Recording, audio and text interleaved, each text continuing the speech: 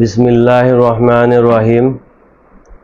আলহামদুলিল্লাহ, সমস্ত প্রশংসা সেই মহান আল্লাহ পাকের এবং লক্ষ কোটি দরুদ ও সালাম বিশ্ব নবীর, বিশ্বের সকল মানব জাতিকে আমার আন্তরিক সালাম। আসসালামু আলাইকুম ওয়া রাহমাতুল্লাহি ওয়া বারাকাতুহু। আজকের বক্তব্য,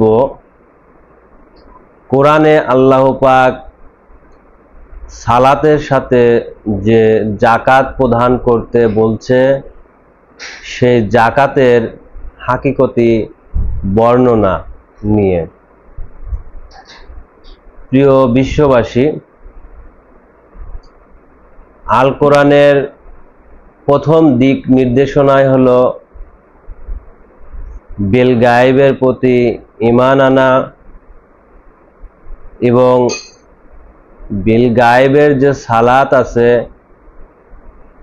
সেই সালাতকে কায়েম করা, এবং আল কোরআনে যেখানেই সেই সালাতের কথা আছে সেখানেই সেই জাকাত প্রদান করার কথা আছে। প্রিয় বিশ্ববাসী,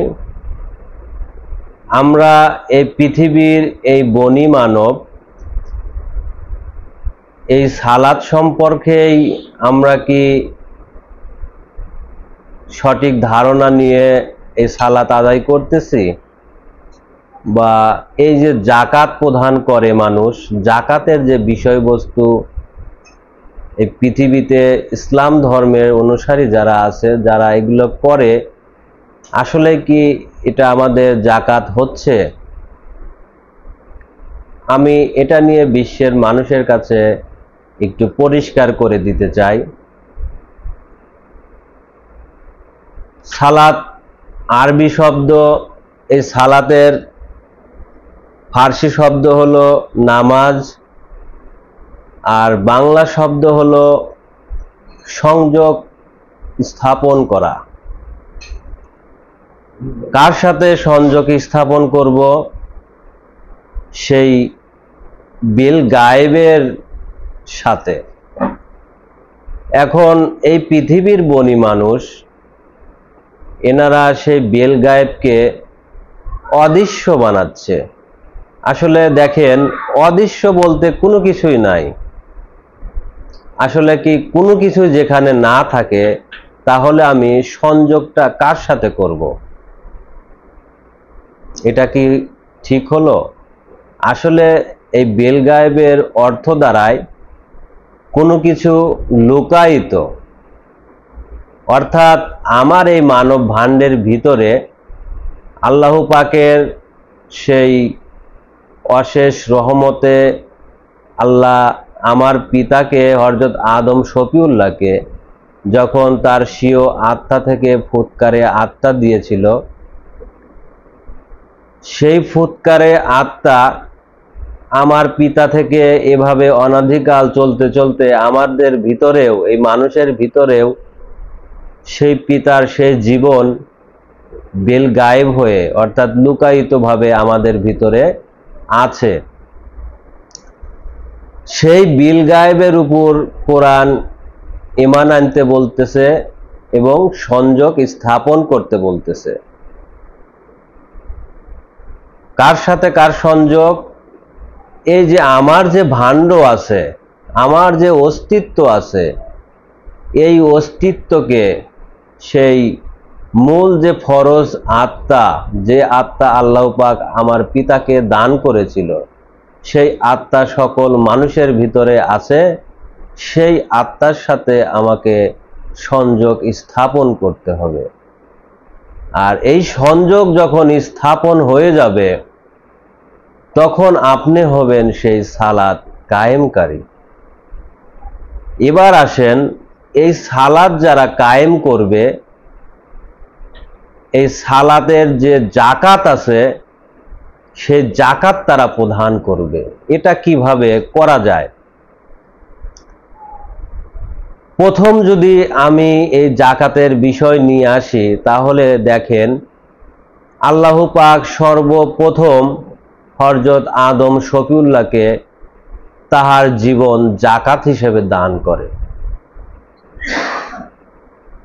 তাহার জীবন এই আদম শফিউল্লাহকে জাকাত হিসেবে দান করে। তারপরে তাহার সহধর্মিণীকে দান করা হয়।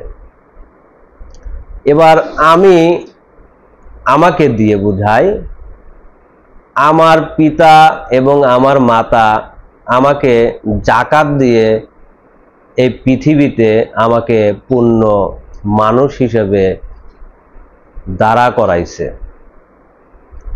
তারপরে আমি এই পৃথিবীতে যখন একটু বড় হয়েছি, তখন আমি এই সৃষ্টির খাবার খাচ্ছি, এটাও এক প্রকার জাকাত।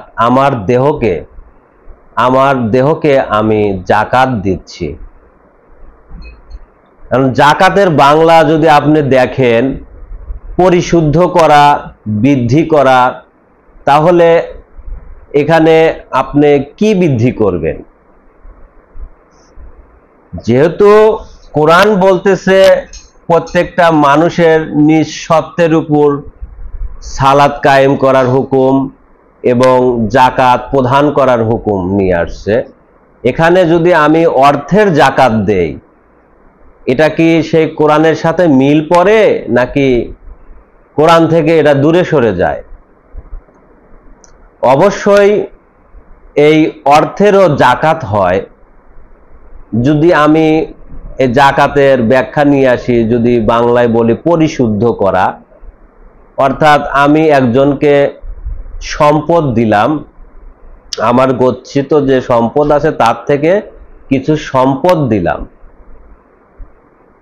এটা যদি আমি সেই গরিবকে দেই, তাহলে আমার সেই অর্থের পরিশুদ্ধি হলো, অর্থের জাকাত প্রদান করা হলো। আসলে কোরআন কিন্তু এই জাকাতের কথা বলে নাই, কিন্তু এটাও একটা জাকাত। কোরআন দেখাইছে এই আল কোরআনকে মেনে, বিশ্বনবীর মারফত এই আল কোরআন প্রতিষ্ঠিত করা হয়।